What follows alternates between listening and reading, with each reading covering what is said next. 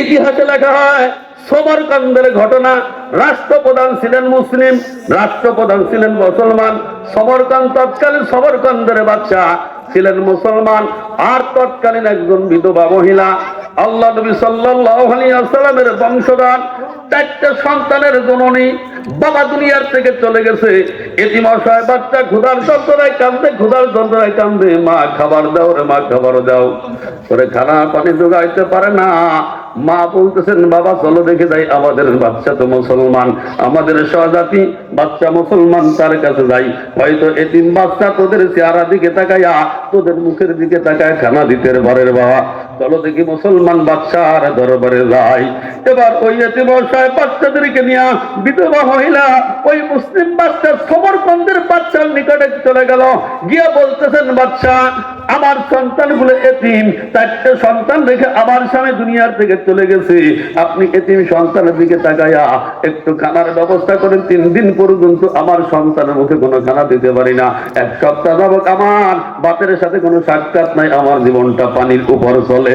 ও বাচ্চা আপনি মুসলমান, আমিও তো মুসলমান, আমার এতিম বাচ্চাদেরকে তাকা একটু খানার ব্যবস্থা করেন।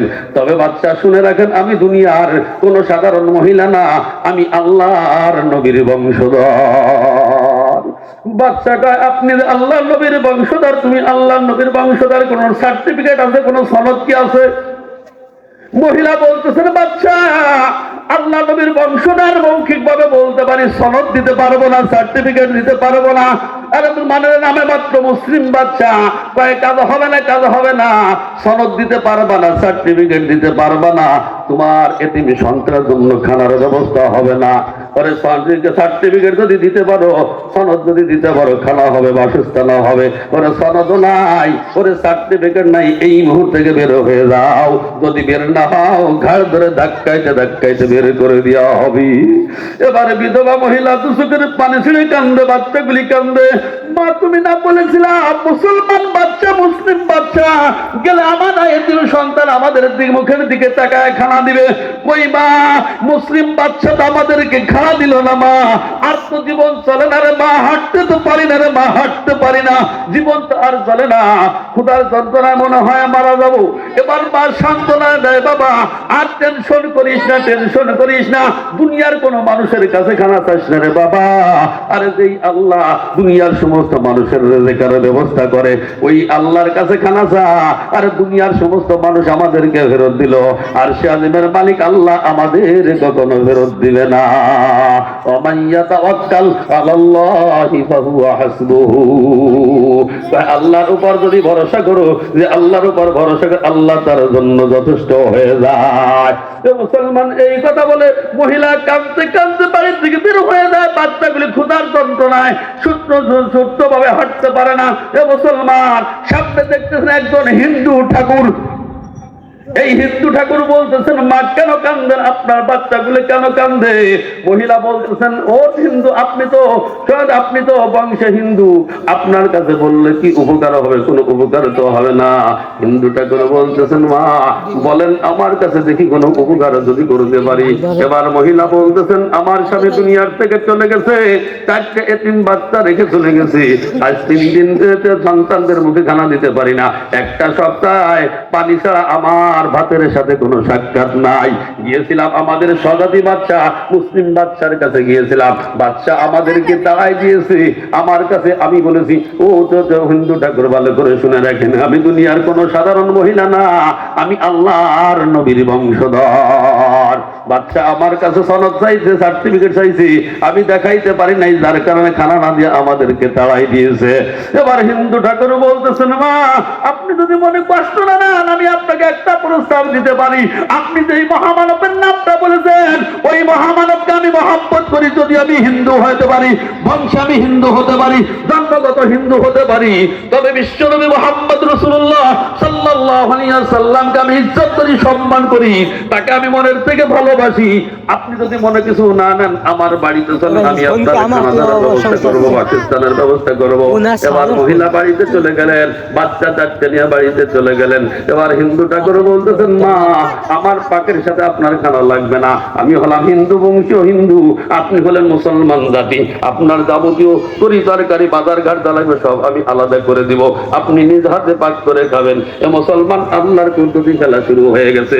ঘটনাক্রমে বাচ্চা ঘুমায় গেছে, ঘুমের মধ্যে স্বপ্নে দেখতেছেন সুন্দর একটা বাগান, সুন্দর একটা বাগান, এই বাগানের মধ্যে সুন্দর একটা বিল্ডিং, অট্টালিকা, ওরে যার একটা ইট স্বর্ণের আর একটা ইট মাটির আর একটা ইট একুত পাথরের, সুন্দর একটা বিল্ডিং, এর সামনে সুন্দর একটা চেয়ার, এই চেয়ারের মধ্যে অতি সুন্দর একটা পুরুষ বসা। এবার বাচ্চা স্বপ্নে জিজ্ঞাসা করতেছেন, আপনি কি এত সুন্দর মানুষ ইতিপূর্বে কখনো আমি দেখি নাই, কোথায় আপনার ঠিকানা, আপনার নামটা কি, আপনার পরিচয় কি? বিশ্বনবী মুহাম্মদ রাসূলুল্লাহ সাল্লাল্লাহু আলাইহি ওয়াসাল্লাম বলতেছেন, বাচ্চা আমি দুনিয়ার কোনো স্বাভাবিক না, আমি হলাম রাহমাতুল লিল আলামিন জনাবে মুহাম্মদুর রাসূলুল্লাহ সাল্লাল্লাহু আলাইহি ওয়াসাল্লাম। এবার বাচ্চা কয়, ভাগ্যটা বুঝি ভালো, আপনার সাক্ষাৎ জীবনে বাইরে সাক্ষাৎ যেহেতু হয়ে গেল, হে মহামানব, হে পয়গম্বর, আপনার সামনে যে বিল্ডিং, আপনার হাতে একটা চাবি, এই বিল্ডিংটা কার? এবার আল্লাহ নবী সাল্লাল্লাহু আলাইহি ওয়াসাল্লাম বলেন, এই বিল্ডিংটা হলো একজন মুসলমানের, এই বিল্ডিংটার মালিক হলো একজন মুসলমান। এবার বাদশা মনে মনে খুশি হয়ে গেছে, আমিও তো মুসলমান, এই বিল্ডিংটা বুঝি আমার। এবার কয়, ইয়া রাসূলুল্লাহ, ইয়া হাবিবাল্লাহ, আমিও তো মুসলমান, বিল্ডিংটার চাবিটা আমাকে দেন। নবী আবার বলে, বাদশা কাজ হবে না, কাজ হবে না, তুমি যে মুসলমান, তোমার কোনো সার্টিফিকেট কি আছে, কোনো সনদ আছে? তোমার কোন সার্টিফিকেট আছে, কোন সনদ আছে? এবার বাচ্চা কয় না, আমি মুসলমান, আমার কাছে কোনো সার্টিফিকেট নাই, আমার কাছে কোনো সনদ নাই। নবী আমার বলেন, তোমার কি লজ্জা বোধ হয় না, তোমার কি লজ্জা করে না? আমার বংশের লোক তোমার কাছে এতিম অসহায় বিধবা বাচ্চা নিয়ে তোমার দরবারে গিয়েছিল, আমার পরিচয়, বংশের পরিচয় দেওয়ার পরেও তোমার দরবার থেকে ঘাট করে তাকে বের করে দিয়েছো, পরে আমার সনদ দেখাইতে পারে নাই, যার কারণে আমার বংশের লোকদেরকে ঘাট ধরে ধাক্কাইতে ধাক্কাইতে বের করে দিয়েছো। শুনে রাখো বাচ্চা, তুমিও কি বাবা না, সনদ ছাড়া এই জান্নাতের মালিক হইতে পারবা না। ঘুমটা ভেঙে গেছে, ঘায় মাতাল, ঘুমটা ভেঙে গেছে, পাগল পারা হয়ে গেছে, আর আমার বরবাদ হয়ে গেল। আর রসুল যে আমার উপরে নারাজ, রাস্তাতে পাগলের মতো চলে। ওই হিন্দু ঠাকুরের সাথে দেখা, হিন্দু ঠাকুর জিজ্ঞাসা করে, ভাই কি ব্যাপার, আপনি তো হলেন রাষ্ট্রপ্রধান, কেন আপনি এলোমেলো ভাবে ঘোরাফেরা করেন? কয়, ভাই সর্বনাশ, সর্বনাশ। কয়, কি হয়েছে ভাই?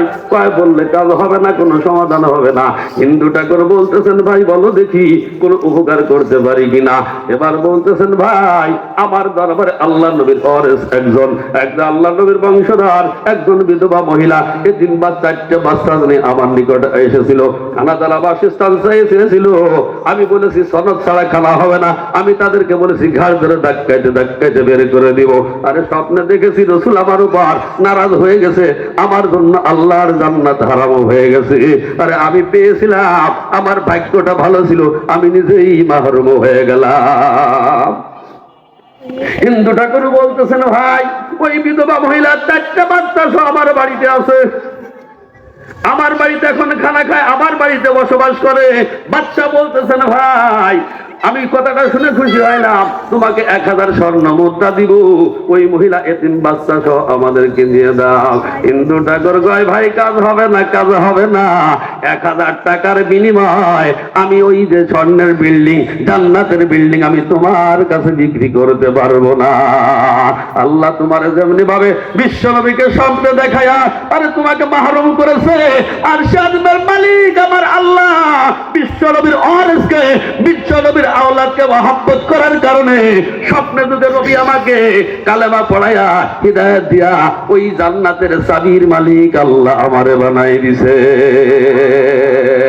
ও মুসলমান, এই এতিম অসহায় বাচ্চাদেরকে মহব্বত করার কারণে আল্লাহ পাক রব্বুল আলামিন একজন হিন্দু ঠাকুরকে আর স্বপ্নে যুগে কালেমা পড়ায়া হিদায়াত দিয়া আর জান্নাতি মানুষ বানায়া ওই জান্নাতের বিল্ডিং আল্লাহ তার জন্য বরাদ্দ করে দিয়েছেন।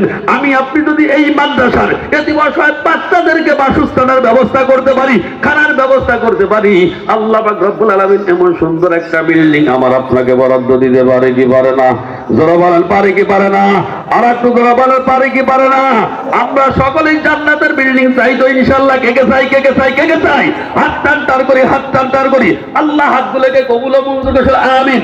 মাত্র 15 থেকে 20 মিনিট একটা লোক উঠতে পারবেন না, একটা লোক উঠতে পারবেন না।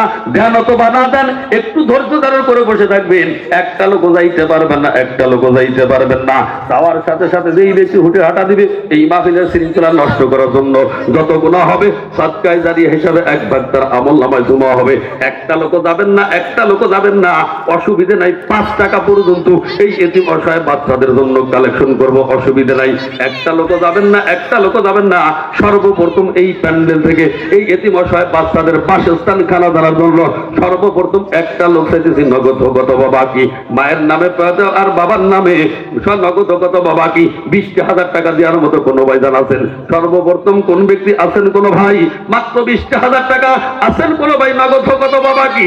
এই যুগী বারাট গুরুস্থানে পিতা মাতা অনেকের ইস্যু আছে, আমার আপনার দিকে তাকায় আছে।